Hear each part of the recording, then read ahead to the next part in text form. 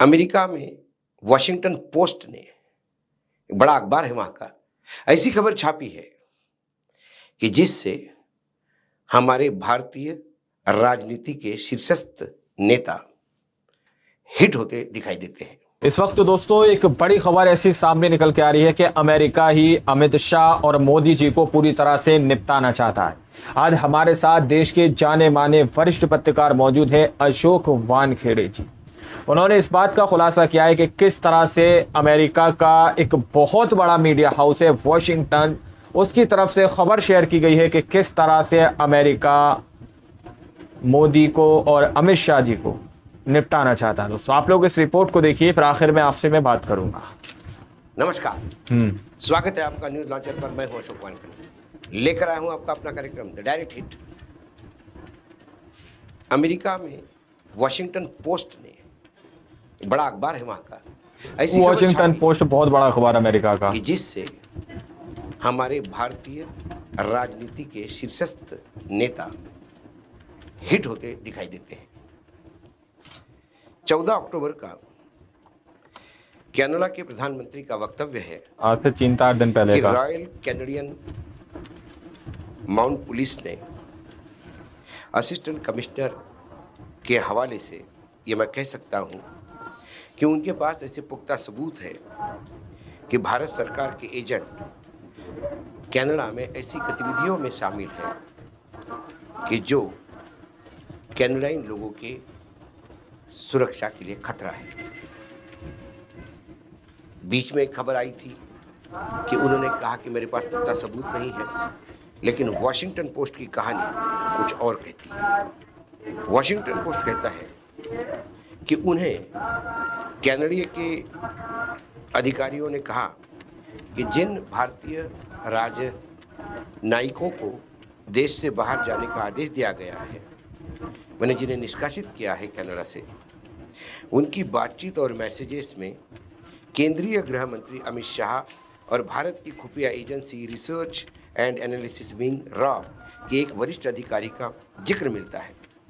उन्होंने सिख अलगाववादियों पर हमले की अनुमति दी थी। रिपोर्ट के मुताबिक यह जानकारी भारत के राष्ट्रीय सुरक्षा सलाहकार अजीत डोवाल को भी दी गई थी, जब उन्होंने 12 अक्टूबर को सिंगापुर में कनाडा के राष्ट्रीय सुरक्षा सलाहकार नेथली ड्रोइन के साथ बैठक की थी। उस बैठक में कनाडा के उप विदेश मंत्री डेविड मॉरिसन और रॉयल कैनेडियन माउंटेड पुलिस के एक शीर्ष अधिकारी भी शामिल थे। अमित शाह या रॉ के अधिकारियों का नाम जिस भी संदर्भ में आ रहा है, उसके बारे में अभी स्पष्ट कुछ कहा नहीं जा सकता। ऐसा लग रहा है कि कनाडाई जांचकर्ताओं ने भारतीय राजनीतिज्ञों से पूछताछ करना चाहता था, ताकि जिन लोगों के नाम इंटरसेप्ट किए गए हैं और फोन या कॉल मैसेजेस सामने आए हैं, उनकी भूमिका के बारे में अधिक जानकारी हासिल कर सके। कनाडा चाहता था कि एक विशेष अधिकार जो होता है वो हटा लें, ताकि उनसे पूछताछ की जाए। भारत ने इसकी इजाज़त नहीं दी, जिसके बाद भारत के उच्चायुक्त समेत 6 राजनयिकों को कनाडा ने निष्कासित कर दिया, जिसके एवज में भारत ने भी उनके लोगों को निष्कासित कर दिया। इसके बाद यह मामला बहुत गंभीर हो जाता है जब केंद्रीय गृह मंत्री अमित शाह का नाम जुड़ता है। अब उन्होंने जो कहा कि सितंबर 2023 में ट्रूडो ने पहली बार सार्वजनिक रूप से हरदीप सिंह निज्जर, जो खालिस्तानी अलगाववादी था, की हत्या में भारतीय संलिप्तता का आरोप लगाया था, और उन्होंने कहा था कि ये जानकारी विश्वसनीय खुफिया जानकारों से हमको मिली है।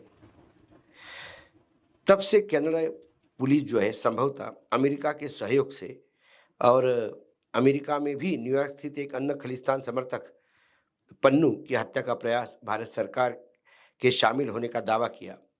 ट्रूडो ने 14 अक्टूबर को मीडिया के सामने अपनी टिप्पणी में उस साजिश का स्पष्ट संदर्भ दिया था।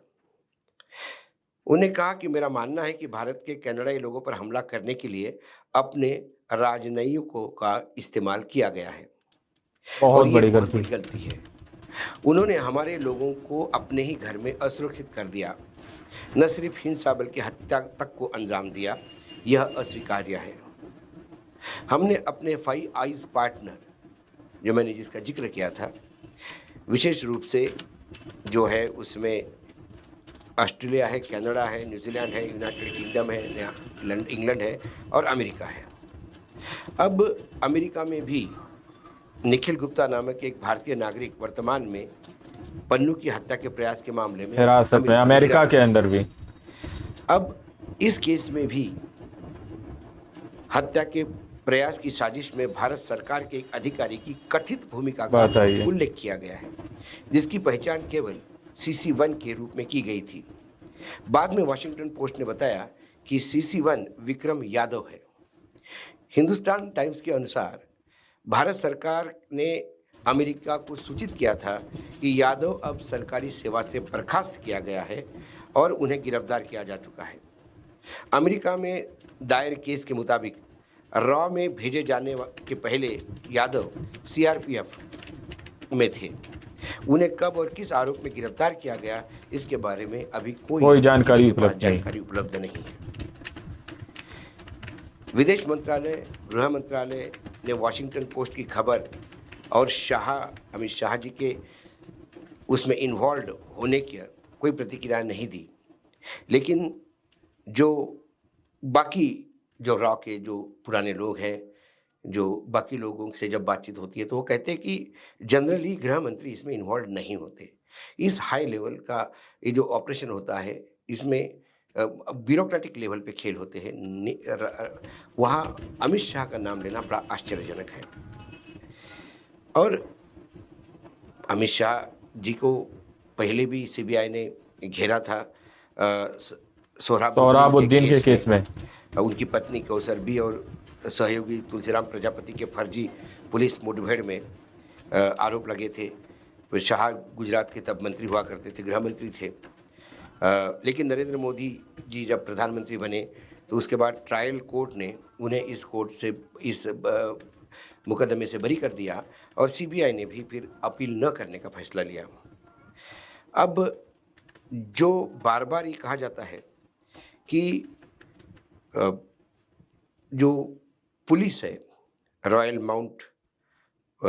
कैनेडियन माउंटेड पुलिस ने भारत सरकार पर यह भी बताया था कि कनाडा में सिखों को निशाना बनाने के लिए लॉरेंस बिश्नोई को काम सौंपा गया है। बताइए। बिश्नोई जो है, इसका महाराष्ट्र में भी और पंजाब हरियाणा में भी अब आतंक हो चुका है। सिद्दीकी को बाबा सिद्दीकी की हत्या के बाद अब पूरी मुंबई पे एक भय का बादल छाया हुआ है।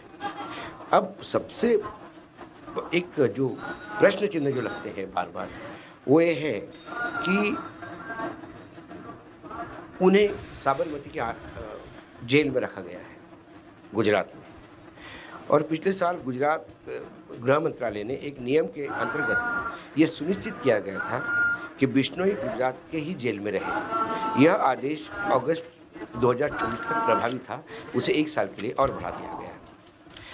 पंजाब पुलिस के हिरासत में थे तब उन्होंने एक इंटरव्यू दिया था जिसमें बिश्नोई ने कहा था कि मैं राष्ट्र विरोधी नहीं हूँ, मैं आतंकवादियों के विरोधी हूँ, मैं आतंकवादियों को ख़त्म करना चाहता हूँ। और वो एक राष्ट्रवाद और हिंदुत्व की लाइन लेते हैं। महाराष्ट्र पुलिस के लिए भी अभी ये बहुत संकट बड़ा हो गया है कि बिश्नोई की कस्टडी, क्योंकि खुलेआम जब उसकी हत्या बिश्नोई ने ली, बाबा सिद्दीकी की हत्या की, या उनके लोग लेते हैं, लोग पकड़े भी गए हैं। ऐसे में लॉरेंस बिश्नोई की पूछताछ के लिए महाराष्ट्र पुलिस को गुजरात पुलिस से बिश्नोई मिल नहीं रहे हैं, क्योंकि कानूनी ऐसे फ्रेम किए गए हैं जिसके तहत मानो वो सेफ हाउस में या सेफ लॉरेंस बिश्नोई से मिलने भी नहीं थे। तो विदेशों में रॉ ने कई ऑपरेशन किए होंगे। विदेशों में रॉ के अपने अपने एजेंट होते हैं, उनका एक अपना बजट होता है। लेकिन भारत के लोकल गैंगस्टर को विदेश में उपयोग करना कहाँ तक सही था और नहीं किया होगा, तो फिर ऐसे कौन से पुख्ता सबूत है? क्योंकि जो सिंगापुर में मीटिंग हुई उसमें ये माना जाता है या कनाडा की तरफ से ये दावा किया जा रहा है कि डोवाल साहब ने तो पहले बिश्नोई को मना किया कि हम जानते ही नहीं इसको कौन है। उसके बाद जब उन्होंने कुछ सबूत सामने रखे, कुछ टेलीफ़ोन कन्वर्सेशन रखा, कुछ बाकी कम्युनिकेशन के साथ जो मोड ऑफ ऑपरेंडिस है वो रखा, तो उन्होंने कहा कि नहीं हम जानते हैं, लेकिन हमने इसका उपयोग हत्या के लिए नहीं किया था, ना हम हत्या में विश्वास रखते हैं। हमने तो सिर्फ़ उसकी गतिविधियाँ पे ख्याल रखने, नज़र रखने के लिए, उसको फ़ॉलो करने के लिए, उसका पीछा करने के लिए ही उपयोग में लाया था। जब यहाँ तक की बात आ जाती है तो फिर आगे भी हो जाता है। अब ये भारत सरकार पे है, क्योंकि ये देश के गृह मंत्री पे सवाल उठाए हैं और हम तो चाहते हैं कि देश के पाक साफ निकल कर आए, क्यों का कोई रोल नहीं है वो उसमें। यदि 5 अलग-अलग देश इसको साथ दे रहे कनाडा को, और वो 5 आईज़ जो है, जो इंटेलिजेंस शेयर करती है एक दूसरे से, यदि उनका भी कहना है कि नहीं ये गलत हो रहा है, और वॉशिंगटन पोस्ट जैसे प्रतिष्ठित अखबार यदि ये बात उछलते हैं, तो फिर देखना होगा कि क्या ये इंटरनेशनल एक बड़ा कैंपेन है या फिर वाकई ऐसी छिछोरी हरकतें हमारे यहाँ हो रही है। क्योंकि ये छिछोरी हरकत ही मैं मानता हूँ, क्योंकि अपने पास रॉ है, एजेंट्स है। लोगों ने इस रिपोर्ट को शुरू से आखिर तक देखा। वीडियो के अंदर साफ तौर पर बताया गया कि किस तरह से पंजाब के अंदर, महाराष्ट्र के अंदर लॉरेंस बिश्नोई की गैंग का जो है पूरी तरह से सिलसिला बढ़ता हुआ नजर आ रहा है। और खास करके महाराष्ट्र के अंदर तो इस वक्त दोस्तों दहशत का माहौल देखने को मिल रहा है। वहां के लोग डरे हुए और सहमे हुए नजर आ रहे हैं, ऐसा अशोक वानखेड़े जी कह रहे हैं। क्योंकि लॉरेंस बिश्नोई से सीधे तौर पर महाराष्ट्र की पुलिस ने बातचीत करने की कोशिश की, गुजरात पुलिस से बातचीत की कि लॉरेंस बिश्नोई से बात करने की कोशिश की जा रही है, लेकिन कानून कुछ इस तरह के बीच में आ रहे हैं कि उससे पूछताछ नहीं की जा सकती लॉरेंस बिश्नोई से, जिसकी वजह से ये बात पूरी तरह से क्लियर नहीं हो पा रही है कि आखिर क्या कुछ मामला था, क्यों बाबा सिद्दीकी के ऊपर हमला किया गया, उनके ऊपर अटैक किया गया और उनकी हत्या की गई। हालांकि लॉरेंस बिश्नोई ने इस बात की पुष्टि की है कि उनकी गैंग के लोगों ने बाबा सिद्दीकी को मारा है और उन्होंने ये जिम्मेदारी लॉरेंस बिश्नोई ने ली है दोस्तों। और अमेरिका का वॉशिंगटन की तरफ से इस तरह की खबर सामने निकल कर आना, जो पहले कनाडा के अंदर का मामला सामने निकल कर आया था, जहां तक मुझे नाम याद है नीरज गुज्जर शायद नाम था, जो मामला सामने निकल कर आया था खालिस्तानी वाला, उसमें कहीं ना कहीं अशोक वानखेड़े जी जो बात बता रहे हैं वो अपने आप में काफी सवालिया बात है दोस्तों। और यहाँ पर मोदी जी और अमित शाह जी को लेकर अशोक वानखेड़े जी ने ये कार्यक्रम किया है, जिसमें उन्होंने साफ तौर पर अपने टाइटल पर लिखा है कि मोदी जी और अमित शाह को पूरी तरह से अमेरिका निपटाना चाहता है दोस्तों। अगर आप लोग अशोक वानखेड़े जी की रियल वीडियोस देखना चाहते हैं तो डिस्क्रिप्शन में आप लोगों को लिंक मिल जाएगा, आप लोग जाकर देख सकते हैं। सच्ची पक्की खबरें देखने के लिए चैनल को सब्सक्राइब कीजिए, बेल नोटिफिकेशन को ऑन कीजिए। मिलते हैं अगली वीडियो में, जब तक के लिए जय हिंद जय भारत।